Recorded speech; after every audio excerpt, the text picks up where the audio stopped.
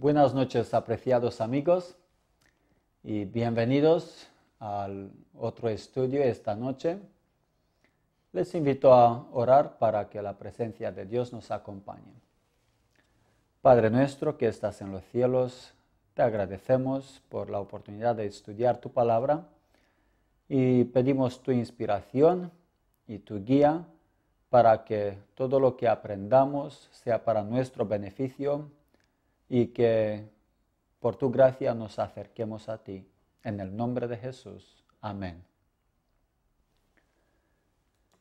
Muchos pueblos de la antigüedad tenían valiosos tesoros de oro. Y todos estos tesoros tenían diferentes significados para ellos, para familias, para ellos como pueblo.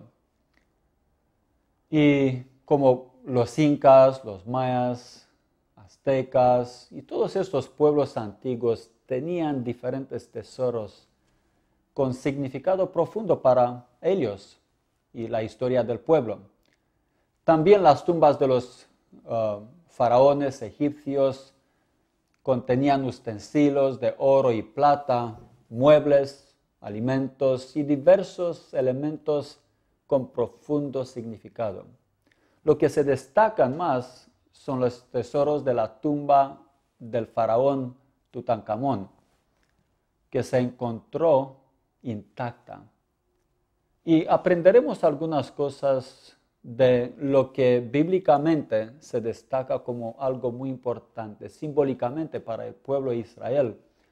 Es el santuario de Moisés que construyó en el desierto. Cada utensilio, especialmente el arca del pacto, tenía un profundo significado para el pueblo de Dios.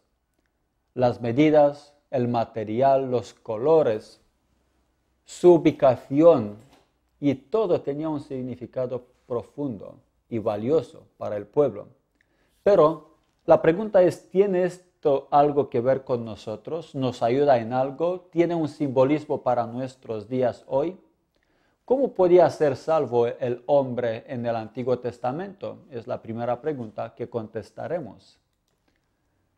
Cuando el hombre se apartó de Dios, la fuente de la vida quedó condenado a la muerte eterna.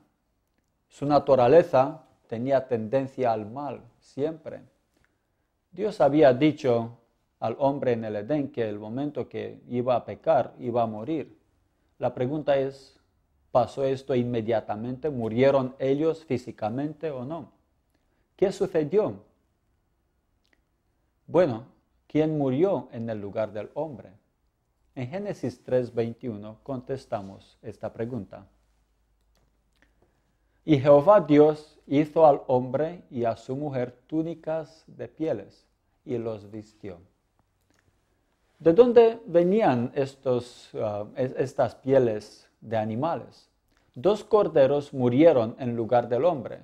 Sus pieles fueron dadas a nuestros padres como ropa para cubrir su cuerpo. Murieron sustituyendo a Adán y Eva 2 animales. Estos 2 animales eran un símbolo de Cristo que iba a venir a morir por nuestros pecados. Así es como ellos recibieron aún vida y una oportunidad de arrepentirse. Nosotros por Cristo recibimos la misma oportunidad de arrepentirnos y ser salvos. Dios ya había preparado un camino de escape para el hombre antes de que él fuera criado, en caso que iba a pecar. Primera de Pedro 1, 18 a 20 nos dice lo siguiente. Sabiendo que fuisteis rescatados con la sangre preciosa de Cristo, como de un cordero sin mancha y sin contaminación, ya destinado antes de la fundación del mundo, pero manifestado en los postreros tiempos por amor a vosotros. Este texto nos dijo que el plan de salvación se formó antes de la creación del hombre, antes de la fundación del mundo. El momento que el hombre pecó, este plan de salvación ya llegó a ser activo. Por la muerte de los dos animales, Adán y Eva tuvieron otra oportunidad de acercarse a Dios. Debía haber derramamiento de sangre. En Hebreos 9:22 leemos lo siguiente: y sin derramamiento de sangre no se hace remisión. Por esto el sacrificio de Abel fue aceptado y el de Caín no, porque el sacrificio de Abel tenía derramamiento de sangre por el cordero que representaba a Cristo. Ellos habían sido instruidos de cómo traer un sacrificio que represente a Cristo como Salvador, pero Caín no quiso obedecer a estas instrucciones. Por esto, él trayendo fruta y verdura de su huerto, no pudo satisfacer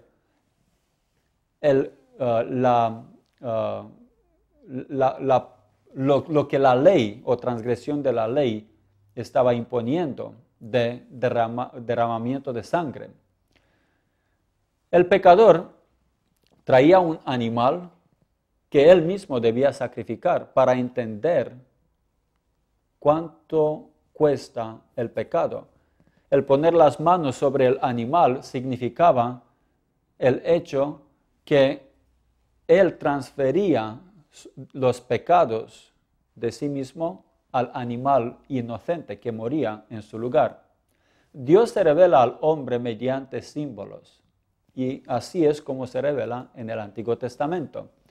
Cuando Dios sacó a Israel de Egipto, Él los guió en la tierra prometida, les reveló su voluntad y les hizo conocer su ley, les ordenó construir un santuario. Llamó a Moisés al monte Sinaí y le dio una visión, diciéndole en Éxodo 25, 8 y 40. Y harán un santuario para mí, y habitaré en medio de ellos. Mira y hazlo conforme al modelo que te ha sido mostrado en el monte. Cada detalle de este santuario tiene un profundo significado que se proyecta hacia nuestra vida y nuestros tiempos. Primero, vamos a ver cómo este santuario ha sido construido para entender su simbolismo. El atrio, o sea, el terreno marcado o cercado donde estaba el altar de sacrificios y el santuario, tenía las siguientes dimensiones: largo de 50 metros y ancho de 25 metros. Todos estos detalles se encuentran en Éxodo 27, 9 a 19, pero ahora no tenemos tiempo de leer todo.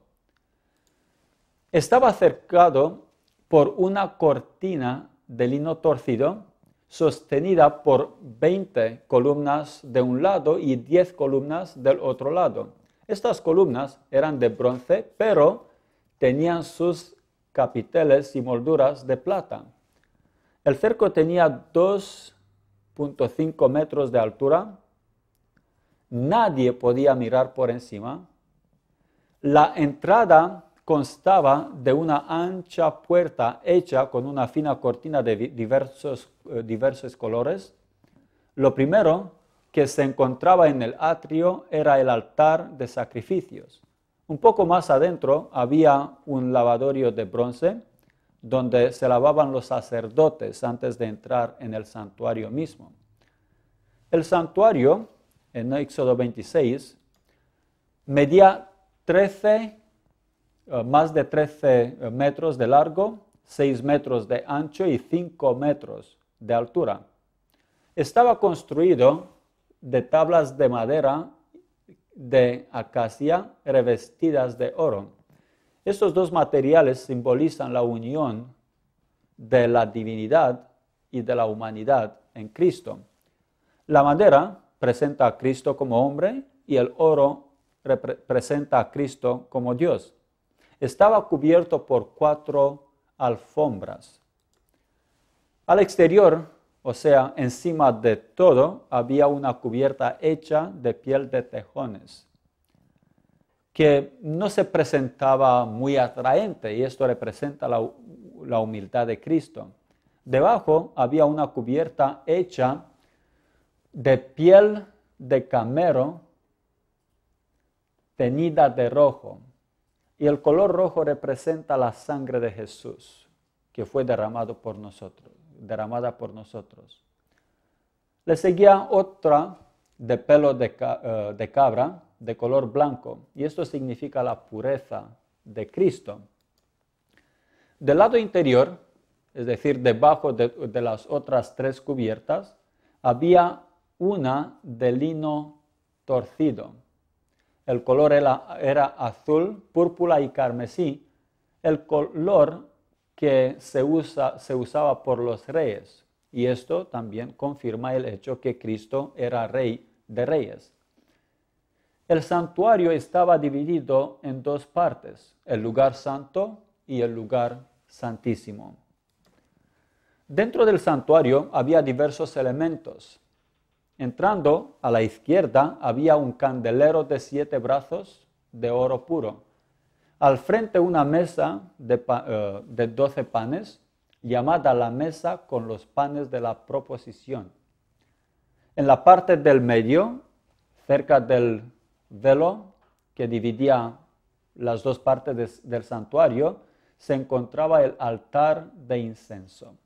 Todo esto tenía un símbolo. Detrás del velo, en el lugar santísimo, estaba el arca del pacto que contenía los 10 mandamientos. Ahora vamos a ver el significado de cada cosa. Los 7 elementos que se proyectan a nuestro tiempo son la puerta del atrio, en Éxodo 27, 16, y para la puerta del atrio habrá una cortina de 20 codos de azul, púrpura y carmesí, y lino torcido de obra de recamador, sus columnas 4 con sus 4 basas. La puerta era ancha de 10 metros y hermosa, de azul, púrpura y carmesí, de lino torcido, sobre 4 columnas. Pero ¿por qué era esta puerta tan ancha? Porque esta puerta habla del amor de Dios, que desea salvar a todos. Todos están bienvenidos al trono de la gracia.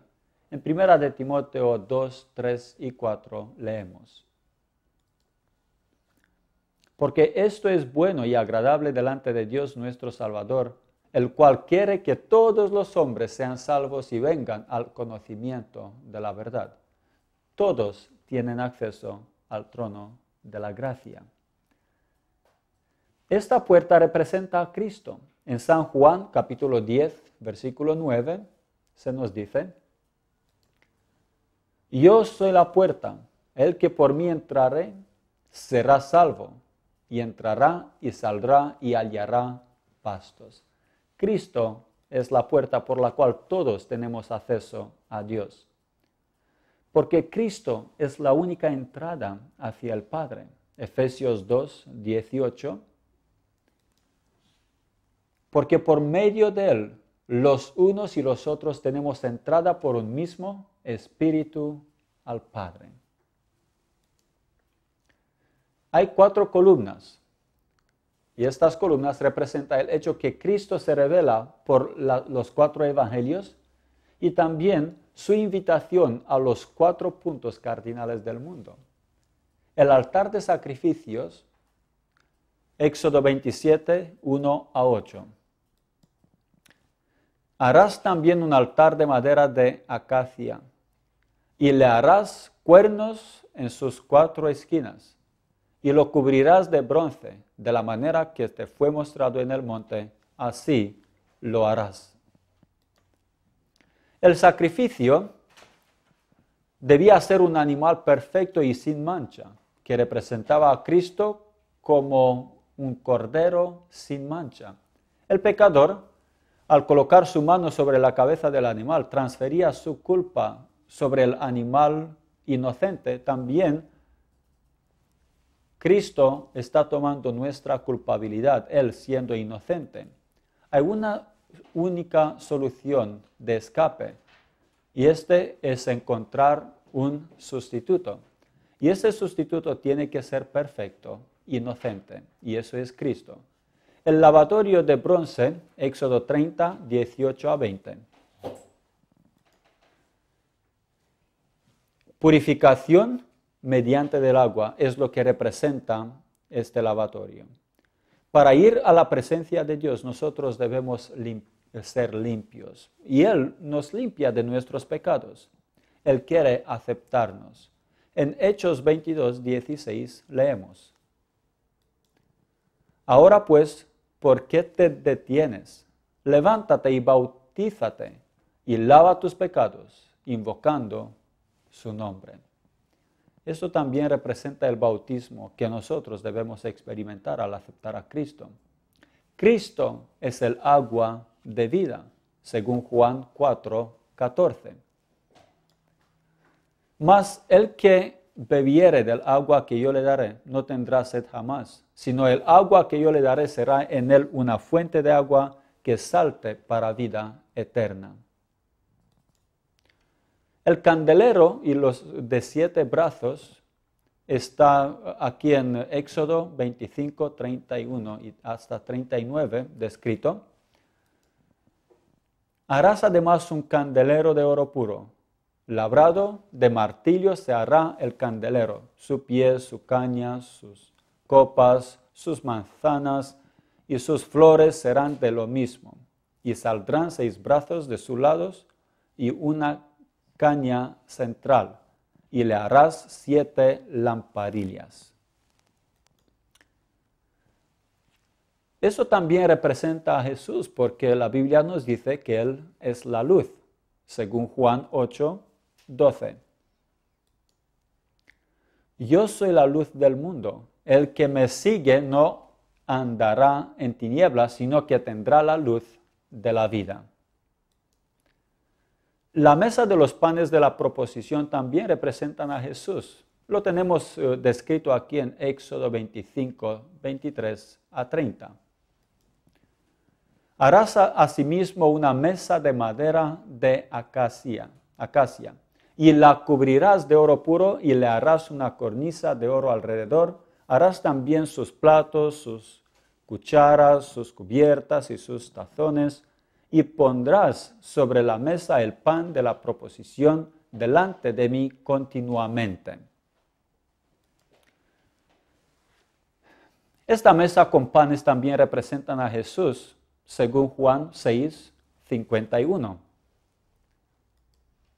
Yo soy el pan vivo que descendió del cielo. Si alguno comiere de este pan, vivirá para siempre. Y el pan que yo le daré es mi carne, la cual yo daré por la vida del mundo. Lo siguiente es el altar de incienso que estaba frente a la entrada al lugar santísimo. Éxodo 30, 1 a 10. Harás asimismo un altar para quemar el incienso de madera de acacia y lo cubrirás de oro, y Aarón quemará incienso aromático sobre él cada mañana. Eso representa la oración, según Salmos 141, versículo 2. Suba mi oración delante de ti como el incienso. Todo tiene una representación. El incienso se ofrecía cada mañana y cada tarde. Del mismo modo, nosotros debemos levantar nuestras oraciones hacia el trono de gracia cada mañana y cada noche en la familia. Y como estudiamos la vez pasada, hay que orar siempre, pero por lo menos en la mañana y en la tarde hay que llamar a la familia a orar a Dios. Y lo último que consideraremos es el arca del pacto, que está en Éxodo 25, 10 a 22. Detrás del velo, en el lugar santísimo, estaba el arca del pacto. Harás también un arca de madera de acacia, y la cubrirás de oro puro por dentro y por fuera, y harás un propiciatorio de oro fino. También 2 querubines de oro en los 2 extremos del propiciatorio. Esta es la descripción del arca del pacto. El arca del pacto es un símbolo del trono de Dios. La tapa de oro era llamada el propiciatorio.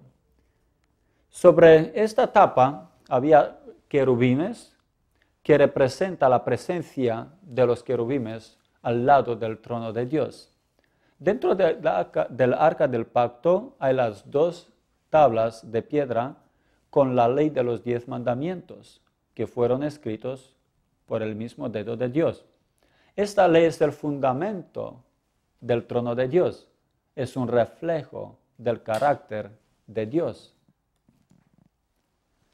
En resumen, los diversos elementos que encontramos en el santuario son muy importantes para nosotros. Tienen un simbolismo para nosotros hoy, para nuestra salvación. Los 7 elementos mencionados estaban ubicados en forma de cruz, que representa el sacrificio de Cristo. Todo esto, todo el proceso, toda la ceremonia que se llevaba a cabo en el santuario mostraban sobre Cristo, hacia Cristo y su sacrificio en la cruz.